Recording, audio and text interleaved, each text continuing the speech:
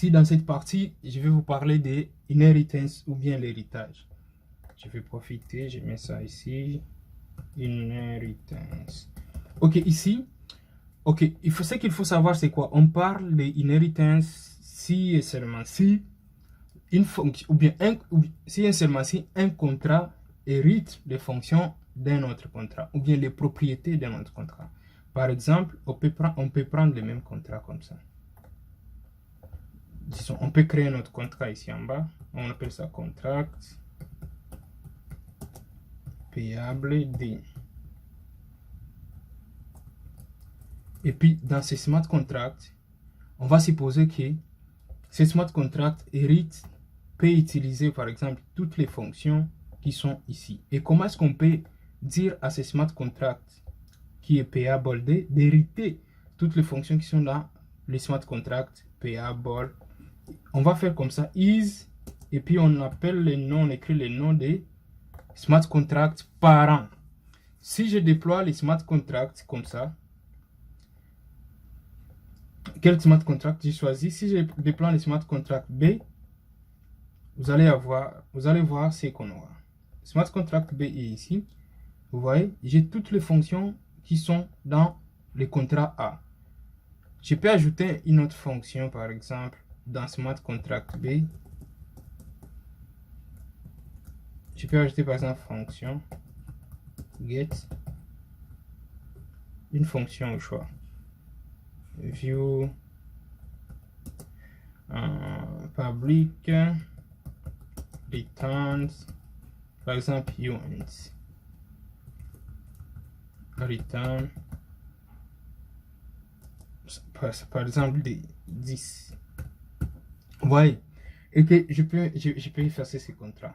Je déploie payable D pour vous montrer ce que ça va donner. Je fais payable D. Vous voyez, ça me donne toutes les fonctions qui sont dans payable, mais aussi j'ai une autre fonction qui est dans payable D. Mais si je déploie les smart contracts payable, je n'aurai pas la fonction get.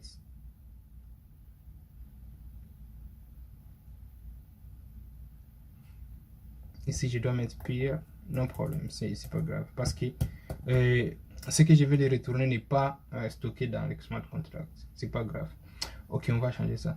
Ok, ici, vous voyez, si j'essaie de déployer les smart contract payable et qu'on essaie de parcourir ce smart contract, vous allez voir que nous n'avons pas la fonction get parce que le premier smart contract, le smart contract parent, n'a pas hérité et des smart contract payable qui est smart contract B. Maintenant, regardez comment est-ce qu'on utilise les fonctions qui doivent être utilisées dans notre smart contract. Supposons que je vais utiliser toutes les fonctions qui sont ici dans les contrats B. Alors, si je vais le faire, si je vais utiliser par exemple cette fonction transfert, la même fonction telle que vous la voyez là, je vais l'utiliser dans smart contract B. Qu'est-ce que je dois faire? Je dois dire, comme ce sont les mêmes fonctions, je dois dire à cette fonction ici que c'est une fonction qui est override. Override. Ça existe déjà dans un autre smart contract qu'on a hérité, qui est dans le contrat parent. Maintenant, comme ça, la même fonction existe, je vais écrire ici override. Et dans le contrat parent, qu'est-ce que je vais faire dans les contrats parents? Je dois préciser que cette fonction doit être virtuelle. Ça veut dire que si je précise que la fonction doit être virtuelle, cela veut dire que cette fonction doit être, disons, customisée dans l'autre contrat. Ici, je peux ajouter virtual. C'est pourquoi vous voyez virtual ici. Vous voyez. Maintenant, si j'enlève virtual, vous allez voir que ça va signaler qu'il y a un problème. Pourquoi? Parce que je dois préciser que c'est une fonction qui doit être customisée dans un autre smart contract. J'ajoute ici virtual toujours. Maintenant, c'est comme ça, c'est ça les cas. Alors, si j'ai un autre contrat, par exemple, j'ai un troisième contrat qui hérite de ce deuxième contrat, cette fonction aussi doit être virtuelle.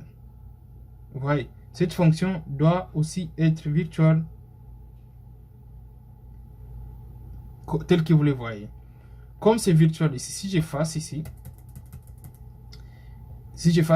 il n'y aura pas de problème parce qu'il n'y a aucun autre contrat qui hérite de cette fonction.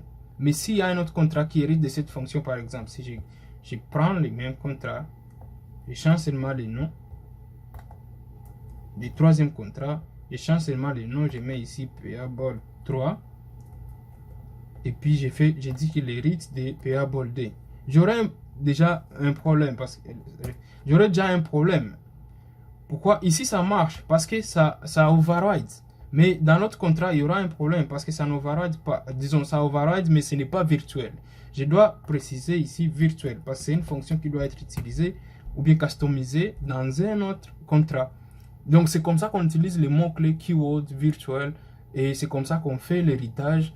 Si vous voulez hériter les propriétés ou bien les fonctions qui sont dans un autre contrat, vous les amenez dans un autre contrat, il faut toujours jouer avec les virtual keywords et mots-clés et override. Maintenant, ici, il faut aussi tenir compte de la visibilité. Quand vous appelez les contrats comme ça, si cette fonction était une fonction virtuelle, une fonction, pardon, pas virtuelle, mais private, ça ne peut pas marcher parce que les private ne marchent pas avec les virtuels. Les 1, private et virtuel ne marchent pas, ne peuvent pas marcher. Parce que private, c'est pour seulement ces contrats. Une fonction qui est private, je vous ai bien expliqué avant, c'est pour seulement ces contrats, même si l'autre contrat a hérité, mais la fonction est virtuelle et est privée, pardon. Vous ne pouvez pas l'utiliser dans l'autre contrat.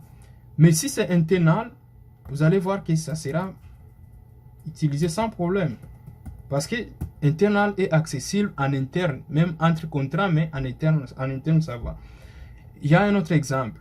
Avec external, si dans les mêmes contrats, je vais appeler cette fonction ici, alors que la fonction est external, ça ne va pas fonctionner. Pourquoi? Parce que la fonction, lui, est destinée à être accessible à l'externe, pas à l'interne. On ne peut pas appeler cette fonction à l'interne. Et je vous montre un exemple si je fais comme ça. J'appelle cette fonction, je la mets ici, et puis je donne ça comme valeur A. Ça va l'épuiser, ça ne va pas fonctionner parce que c'est une fonction qui est externe. Vous voyez, il y a un problème parce que c'est une fonction qui est externe. Mais si je change la fonction en question, si je change ça ici en private par exemple, ça va marcher. Ça marche sans problème, il n'y a aucune signalisation qui montre. Si je change ça en public, ça va fonctionner. Pourquoi? Parce que public, on peut accéder à la fonction qui est public à l'interne et à l'externe. C'est comme ça. Donc, une fonction qui est private dans les contrats, c'est restement dans les contrats, même si vous avez hérité, ça ne peut pas aller dans l'autre contrat. Une fonction qui est external, c'est à l'extérieur du contrat. Ça peut aller à l'extérieur, vous pouvez l'appeler à l'extérieur, mais pas dans les mêmes contrats. Mais une fonction qui est internal, ça ne peut pas aller à l'extérieur. C'est entre contrats, c'est en interne. Et aussi, une fonction qui est publique, c'est accessible partout, en interne et aussi en externe. Vous avez vu tout quand on a utilisé les exemples et ça paraît un peu correct. Alors, merci beaucoup et on va se voir dans la suite pour voir aussi comment importer un contrat. Merci beaucoup.